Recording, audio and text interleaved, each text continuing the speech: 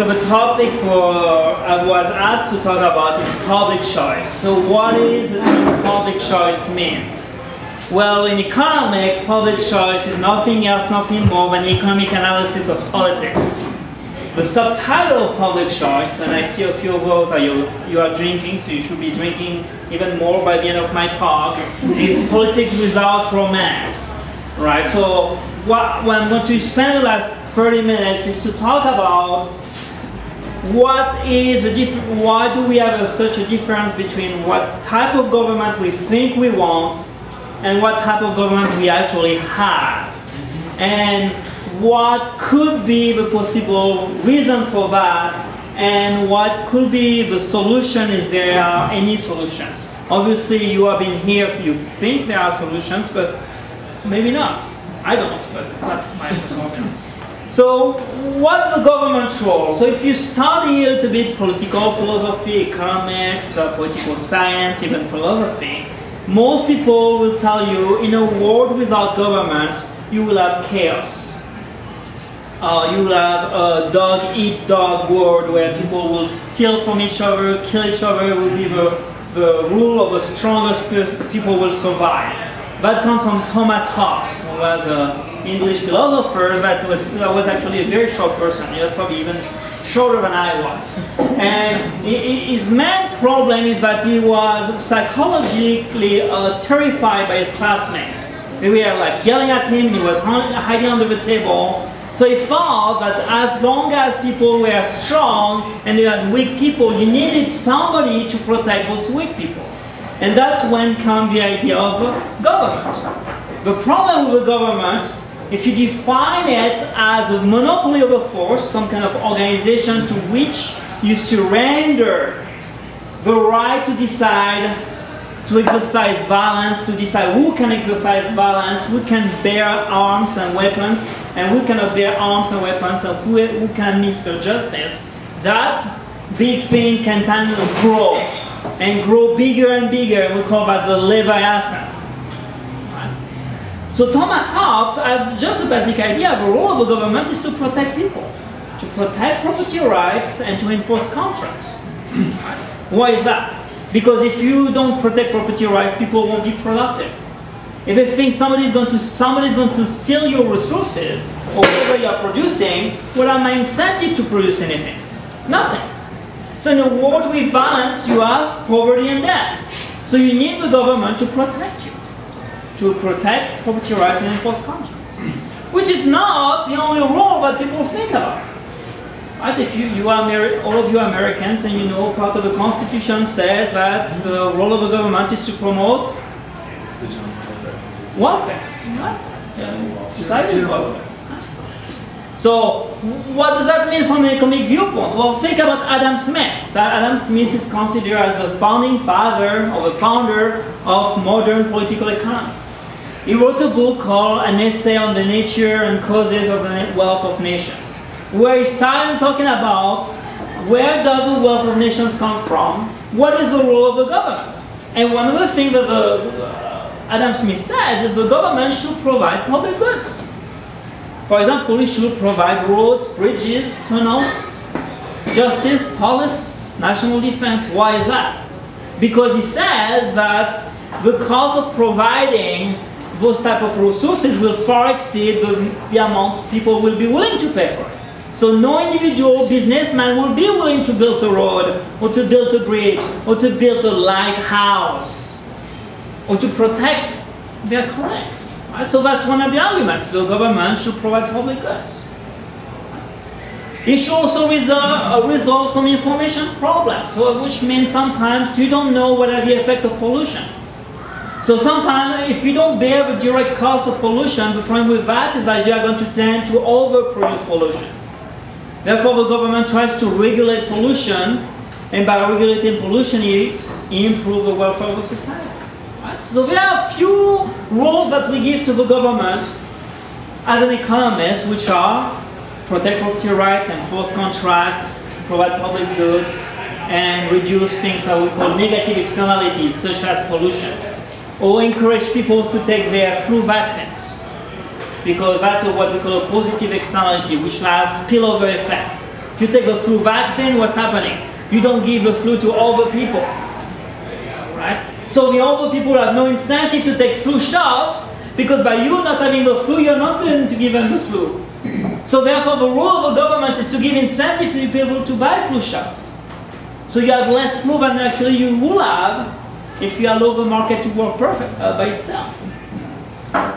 Now, in the real world,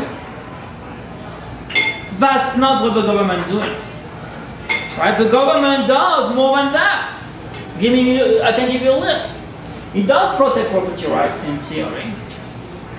It does regulate pollution in theory. It does enforce contracts. It does provide private national defense, justice, police. But also it tells you what to consume. California just passed a ban that says you cannot sell and produce foie gras. As a Frenchman, I feel that outrageous. Well, why cannot you buy foie gras? What can you eat foie gras? It's a scandal. Right? You cannot smoke cigarettes. You cannot smoke marijuana. You cannot do cocaine. You cannot do heroin. You cannot smoke crack. You cannot eat food with trans fats. You cannot smoke cigarettes. Soon you are going to be forced to eat broccoli to be healthy.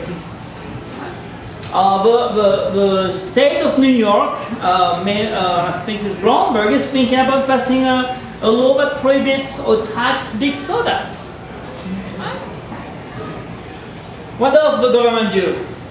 It creates artificial property rights, such as copyrights and patents. What are patents? It's an artificial property right on ideas that prevent other people to achieve ideas, to use those ideas. What does it do? It tells you who you can associate yourself with. It's called marriage. Right? It tells you who you can marry and who you cannot marry. Right? We think that marriage license was a long time ago imposed to prevent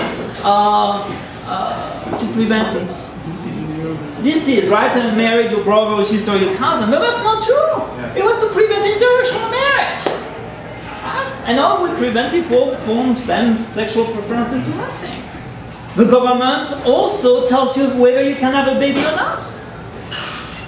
Adoption, you need to have a license to adopt people. Right? The government tells you if you can drive or cannot drive. If you can bear a weapon or cannot bear a weapon. If you can vote or cannot vote. If you can come into the country or cannot enter the country. If you can hire somebody or not cannot hire somebody. If you can fly or cannot fly. You have to strip naked to be able to fly nowadays. I travel a lot. It's a mechanic. I do a YMCA every time.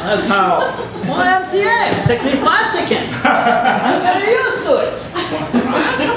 The government does all those things that we don't think we should be doing. Right? So the question is, how come the government has become so big in size, which means in terms of money expended, and in scope?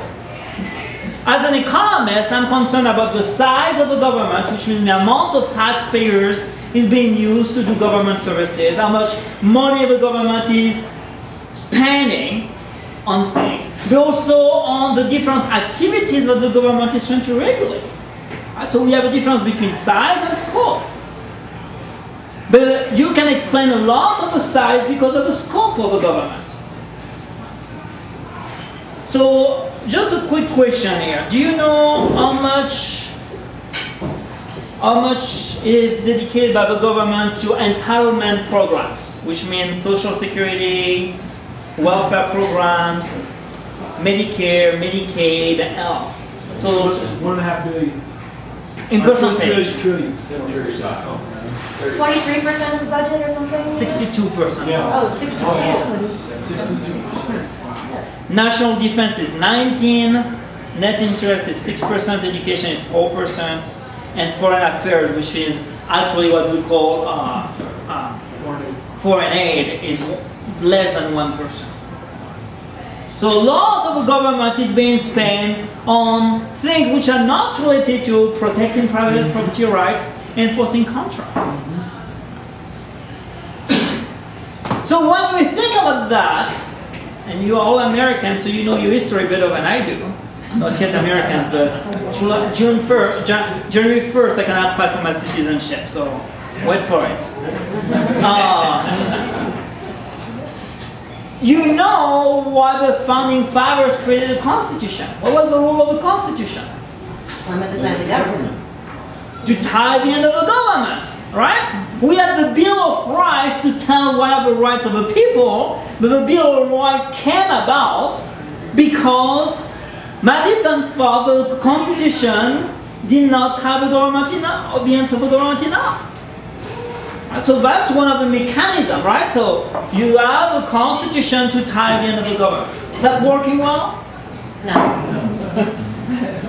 Does any teeth? Like one of my colleagues says, well, you know, it's not cheap. It took about 200 years before it started falling apart, right? Progressively it's going down.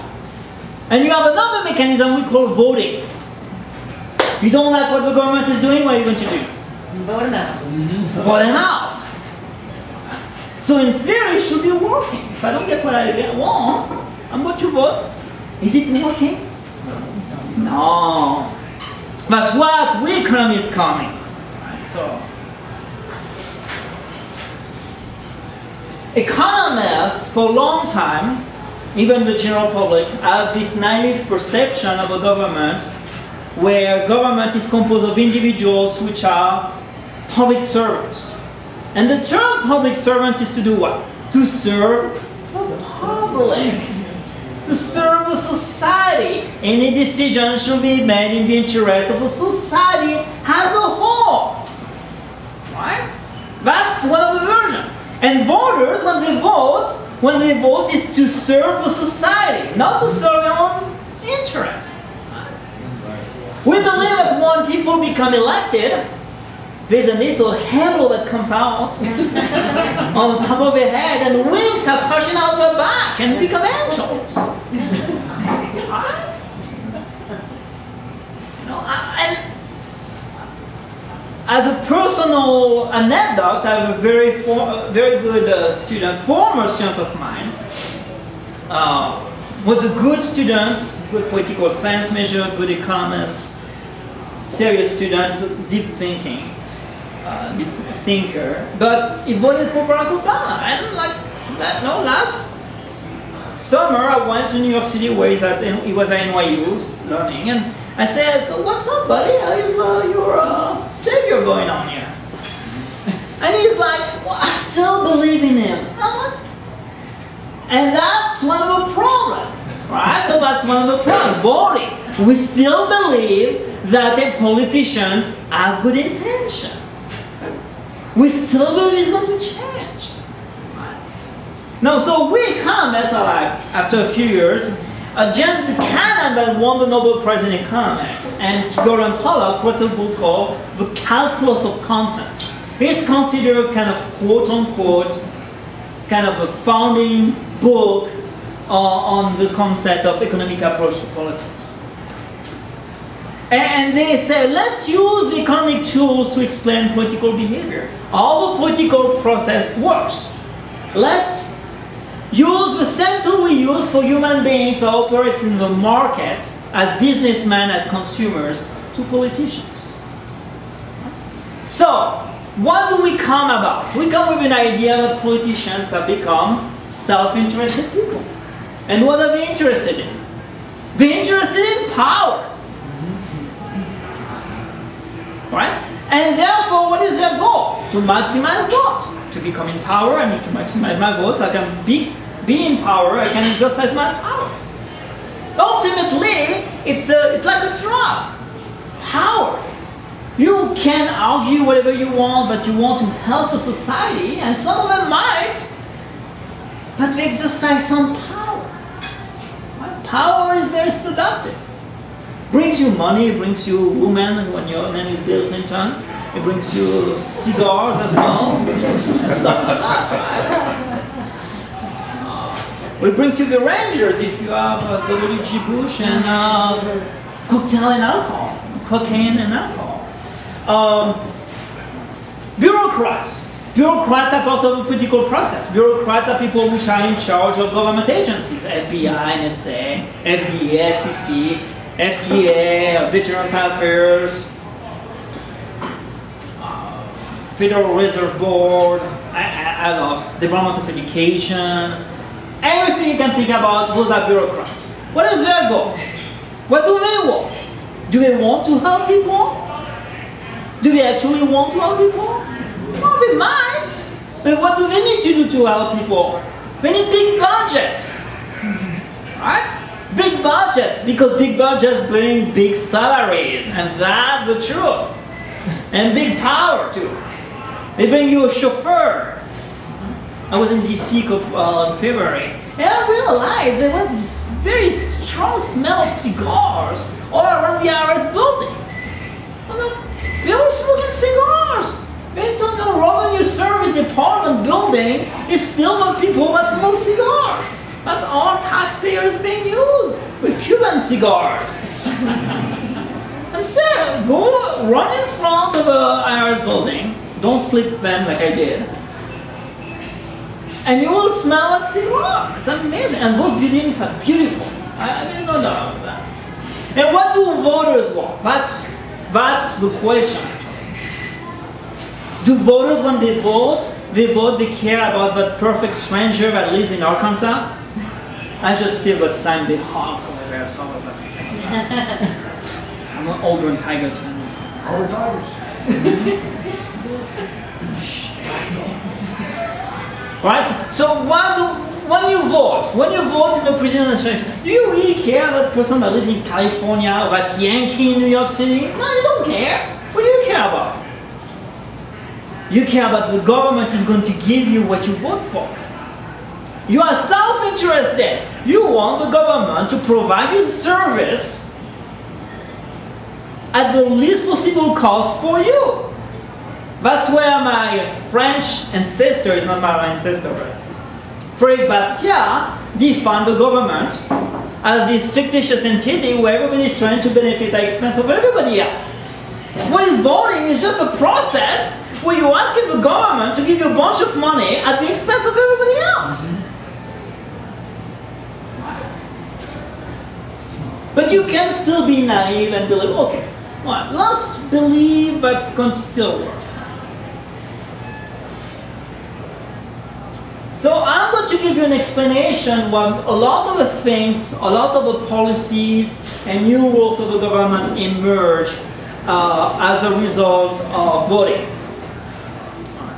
So I'm going to make a little quiz. It's a double quiz. I know it's very short, don't worry about it. Who voted in the last elections? I want to know that thing.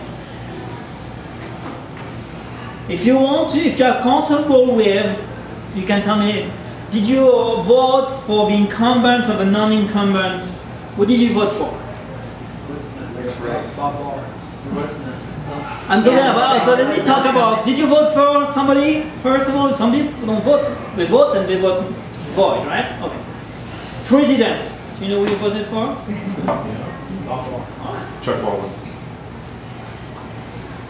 Senators, do you know who is your senator? Do you know which senator you voted for? I voted against Bennett twice. House Rep? Did you vote for the mayor?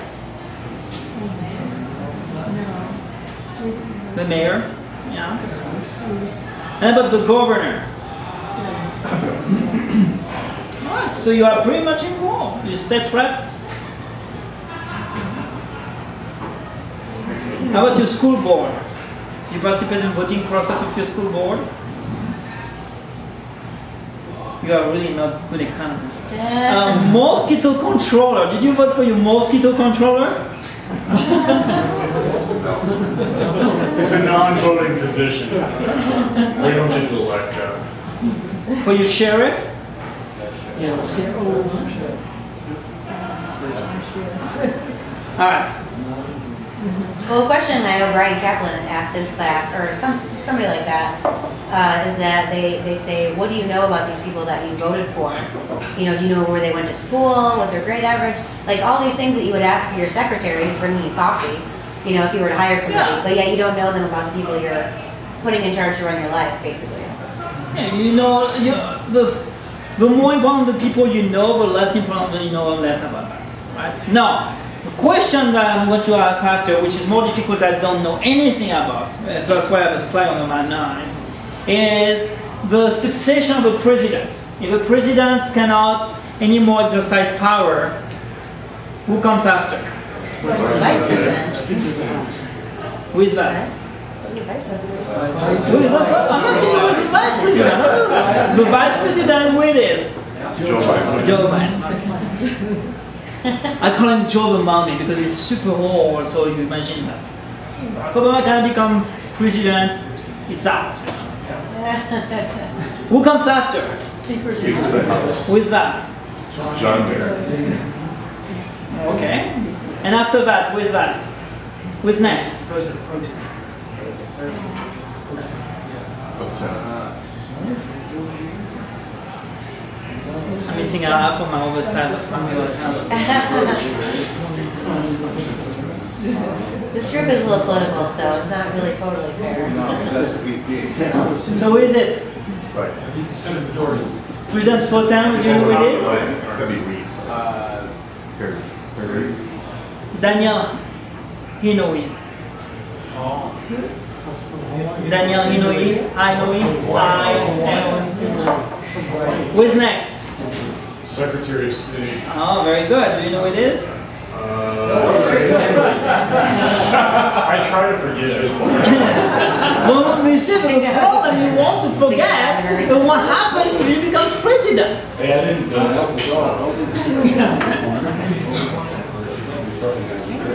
Now, you know what is next after? This is like the After the Secretary of State. Is it like agriculture or something? No, it's someone who is is highly in charge of your economy. Is not the board reserve chairman. Treasury Secretary. Treasurer, yes. You know what it is? Timothy You know about, Timmy Geithner. Yes, very good. And after that, who it is?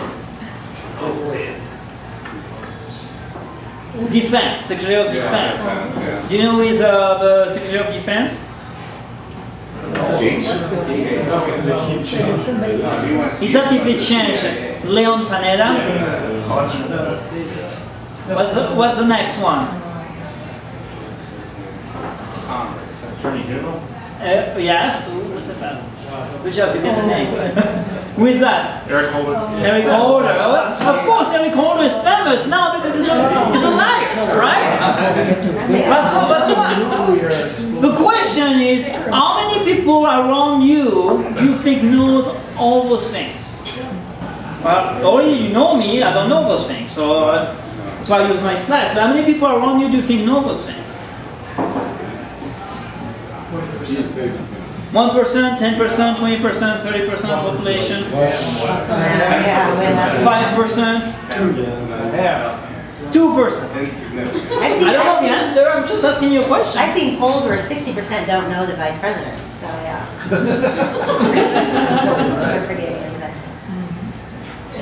So, why do you think so little people know those things? Why do you think people don't know those things? Not their education. It's not their interest. It's not in their interest? They feel like it's irrelevant. They feel it's irrelevant? Well, they only have one vote out of however many votes. They're not going to sway an election. So putting a lot of time and effort into studying all the issues seems kind of, why bother, you know? But that's probably true, except if those things affect you. You have to, and that's why we talk about rational ignorance. People are rationally ignorant. The benefit they get to know those things is very low compared to the cost of being educated about those things. Right? So I talk about this line of succession, the thing about learning about the cost of tariff. Right? Do you know how much costs tariff on sugar imports to American consumer? Sugar. But it's one of the oldest tariff basics in America. Sugar, right? To protect what kind of? The sugar. Yeah, we protect the sugar industry, which is located where mostly? Hawaii, right? Mostly Hawaii. The biggest producer of sugar is Hawaii. So how much does that cost to the society? 30 billion. No. But I was talking to the individual consumer, and you're individual? how much does that cost? It's about 10 cents a pound, right? 10 cents a pound. But 10 cents a pound, if you eat a lot of sugar, if you drink sodas and all these things, that goes up very fast, right? Do you know that what is the cost of minimum wage? How many of you taken an econ class where your professor explained to you the benefits and cost of minimum wage? If I tell you minimum wage is going to increase poor people's wages, and they're going to be able to afford things, will you be willing or not to vote for it? Well, yeah, if you believe it, like an idiot. Well, in general, we are going to say yes, right? We are going to say yes because I want to help poor people. Right? No, but if you tell to the average person, I'm going to increase minimum wage by 10 cents an hour, the average person say, of course, we need to help poor people. We need to help the poor. You don't want to let them starve in the street. You don't want them to be homeless. You want them to be able to feed their children. If I tell you, and actually there was a recent law that passed, bill that tried to pass in Colorado about increasing sales tax and income tax to be able to provide more money to school teachers, or schools, excuse me, schools. My apologies. It's schools, not school teachers. Right? What was the argument? Did we say we are going to give money more to schools to increase the wages of teachers? It is for the children. And if it's for the children, what do you believe in general? Of course I want to have children. I want them to be educated. Yeah, it will take you a lot of time to read all the studies that shows that increasing the salary of teachers don't have any impact on student learning. Because there is a difficult causality link between payment of a professor and the actual performance of the students. You can pay a professor as much as you want. If the student doesn't want to learn, he won't learn. What is he going to do? Whip him? No, you could argue that, well, if the professor is being paid more, he's going to have more incentive to help the student to learn. That's probably true. But there's little evidence that shows that it works this way. There's a lot of evidence that shows that the more educated is your school teacher, the better is at teaching. But that takes a lot of time to learn. That's what we call rational ignorance. Why would I want to be informed on those things? It doesn't affect me. I'm going to listen to that guy who's telling me that, and say, okay, sure enough. Of course I'm going to vote for the children. Of course I'm going to vote for minimum wage. Of course I'm going to vote for a sugar tariff. Of course I'm going to vote to bail out the banks. Of course I'm going to vote to bail out the automakers. Those people have families. Right? But nobody told those people that the money that those banks and those big automobile industry are bankrupt because they're screwed up. Pardon my French. Because they were bad competitors. They were protected by tariff for many years. They were paying unions wages, right? Protected from competition because of tariff on import, tariff on foreign cars, and for a long time they have those revenues. It's that Americans are smaller than what you think they are. When your car is a shitty car, it's a shitty car. I'm not going to buy it. I love America. I'm not American, but I love America. I mean, my patriotism stops where my bank account stops, but hey, I'm an economist. I want the lowest price for the highest possible quality. That's why it works. The people vote for those things because they're being told a different message, and it is too costly for them to get informed. They are rationally ignorant. But is everybody rationally ignorant? No. You have rationally informed people, what we call them interest groups. What do these interest groups do? They spend a lot of time campaigning, providing some kind of message to the voters to get what they want. They spend a lot of money lobbying to the government to get policies, contracts that they need to be protected, and people will vote for it because they're being told it's good, it's good for America, it's good for the society. And that's not only in America, it's in every country in the world.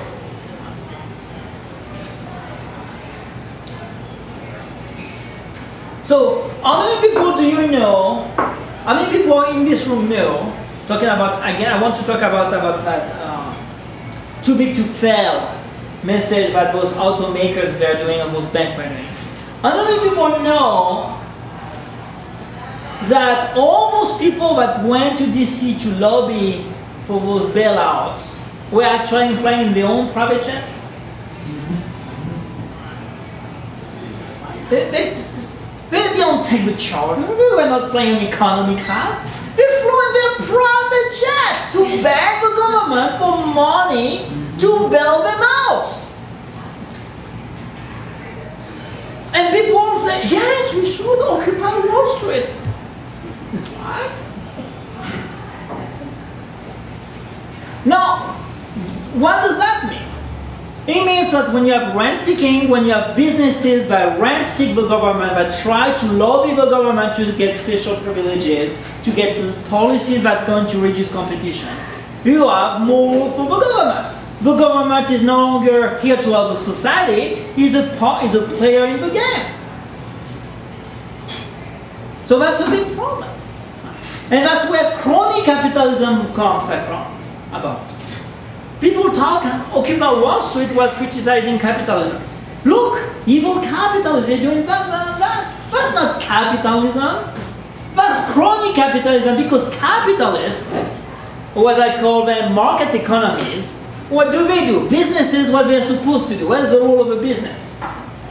To maximize profit, and to maximize profit you have to serve the consumers. That's what true capitalism is. Crony capitalism is when you're going to sue the government to get special privileges to reduce competition so you can take the money away from the consumers.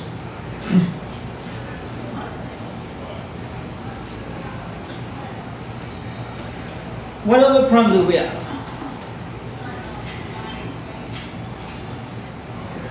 When it comes to voting, we have a theory called the median voter theory. So if you look at the primaries, candidates primaries, what do? They announce their agenda, and usually when you compare the primaries on the left compared to primaries on the right, so assume you were in France. You have the Socialist Party and the Republican Party. They changed their name, I forgot it, I don't really care anymore. But Socialist Party and Republican Party and the Communist Party and the Nazi Party, whatever they call themselves now. Right? They have their own primaries where they are going to put their candidate forward. What do those candidates try to do? To gather votes from their people on their political spectrum. Once they get elected and you come national election, what's happening? Yes, they are moving toward the middle. Why are they trying to move to the middle? Because they are trying to capture what we call the median voter. In a majority rule, to be elected, you need 50% of the vote plus one. That one person usually is on the side of a political spectrum, slightly on the side. So that's why when you look politically, presidential candidates progressively along the campaign they move toward the middle. We have a French expression well, I'm going to say it in French, because I don't think there's a really good equivalent in English. It's called c'est blanc bonnet, c'est bonnet blanc, right? Which means they are both the same. They are both sides of the same coin. Basically, take the coin, you flip them, it's the same thing. You can flip one, flip the other. Now, I don't want to talk too much about politics, but look at the current leaders in the political campaign. I don't see any difference between that guy on the right and that guy on the left. Not really. If you look deep into the details, it's very different. I remember the last political campaign, during the primaries on the Republican side, everybody was in favor of reforming immigration, giving more amnesties, all this stuff. Suddenly one guy said, no, we need to kick everybody out. And suddenly everybody changed and said, oh yeah, we need to kick everybody out. I'm like, 5 minutes ago you told me the contrary. Why are you changing? Well, you know, I'm trying to gather votes. The million dollar model tells you, theorem said, people are going to change. The last thing we talk about in economics, well, there's a couple of other things, but I don't want to, I'd rather take questions, is this idea of a cycling, political cycle. So if you look at the long period of time, you are going to notice as the presidential election approach, the economy is doing better. And particularly you see the disposable income of people going up. Right? When that's happening, the incumbent is going to be re-elected. More likely to happen. Right? If your personal income goes up as you approach the presidential election, it is more likely that the current president is going to be re-elected. If it's not happened, he's not going to be re-elected. So what does that tell you? As voters are very myopic. They don't look at the 4 years period. They look at the last 3 months. Right? They don't, yeah, so if tomorrow the current president say, hey, cut taxes by 50%, which is like, yeah, awesome, maybe I'll vote for it. And after say, oh, I'm sorry, mistake, I have to re-increase by 75%, my bad. And people say, oh, right? If he could be elected for a 3rd term, he will do the same thing and people will still vote for him. Right? So the ideal political cycle is you can predict who is going to be elected based on the state of the economy. That's why you are never going to see a president who wants to be re-elected to increase taxes before the elections.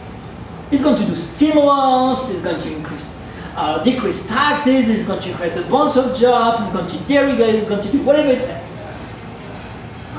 That's what they did last time around with the Bush tax cuts, and all the Democrats were in support of it. Whoa, where did that come from? Yeah, and politicians are very smart people. And voters are very myopic. We have very short memory. Right? Extremely short memory.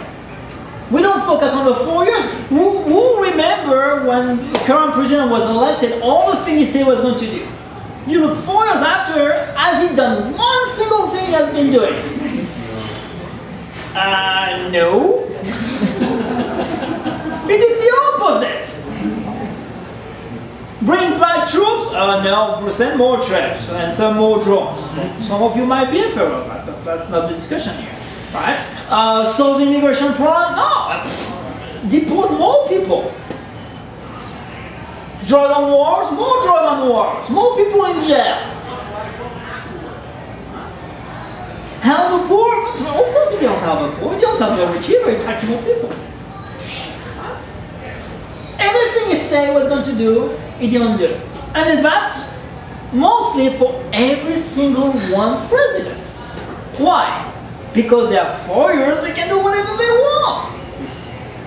Not really, because they can be impeached and everything. Right? But they have a huge latitude of doing whatever they want. So what's the solution? Well, I don't have a solution. That's a problem. The problem is that Constitution is supposed to reduce tyrants of the government. Well, look, the last Obamacare, as they call it, was just constitutional on a different thing they were supposed to. I'm not a legal expert, but I don't understand when a group of people say it's based on the trade clause, and suddenly the Supreme Court judge says, oh no, but it doesn't fall under the trade clause, but it does fall under the taxing power. So let's go for it. Wait a minute, it's unconstitutional. You cannot force people to do things. You cannot punish people for doing things, for not doing things. That's not part of the Constitution. Right? But there's a lot, and there's a lot of discussion about legal strategies, that the entire discussion of Justice Roberts' decision was political. It was a political strategy for what? Because next term, this is what's happening.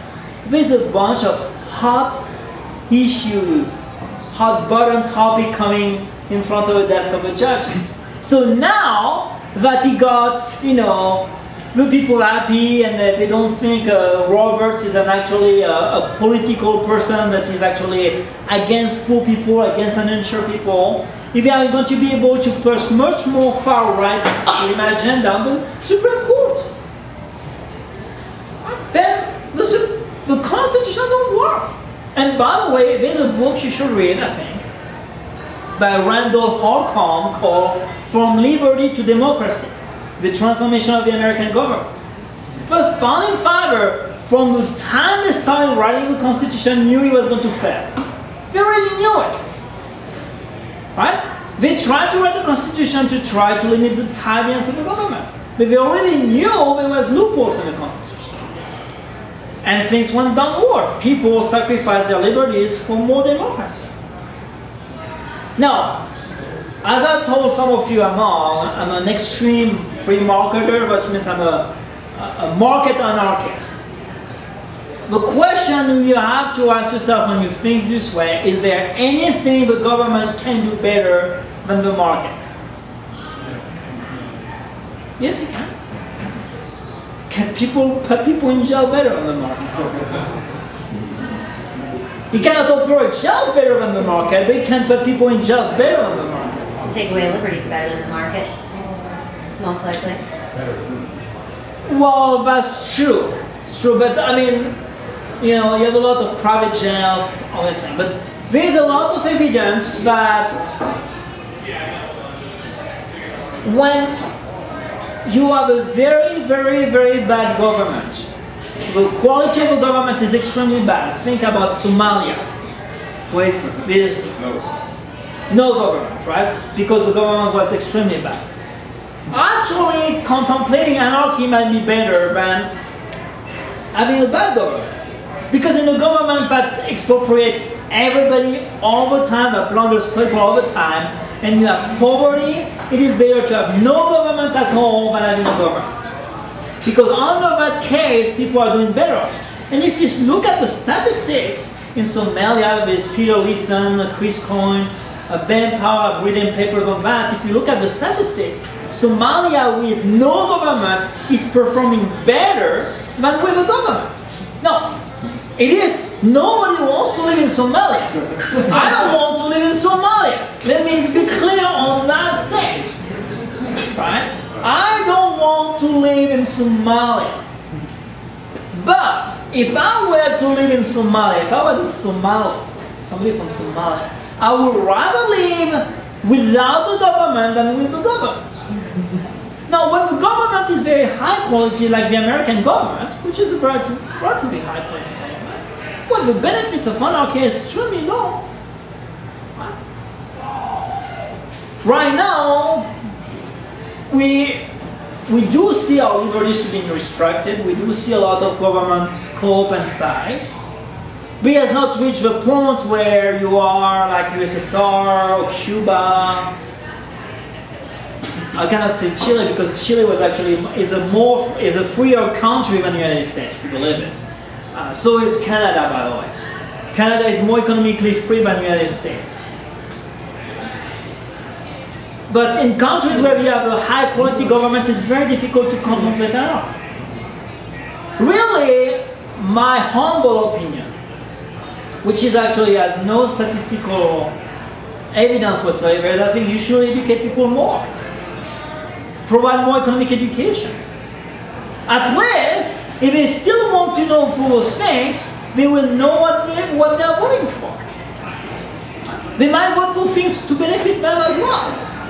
But at least, let people know what it's for. I think I'd rather have a society of informed socialists, quote unquote, or informed big government, big size of the government, than in a society of ignorant people that vote for things because they are being told that's good for the people. Even though it's not true. And one of the things that matters when it comes to policy to the politician is that if the benefits are concentrated and the costs are being widespread, like sugar on tariff, you can bet that the law is going to pass. If the benefits are spread out, and the costs are concentrated, that's never going to go through. Except if you are very rich, but that doesn't last very long. In the, I think it was in the 80s, I would have to remember that. There was a big tax on luxury boats that was passed. It was a 30% tax on luxury boats. What happened? What's that buying? Well, the luxury boat industry went down, right? And all the money that the government was supposed to collect to help people went down, and the unemployment went up, right? So because those type of laws don't last very long, because we quickly see the cost of it.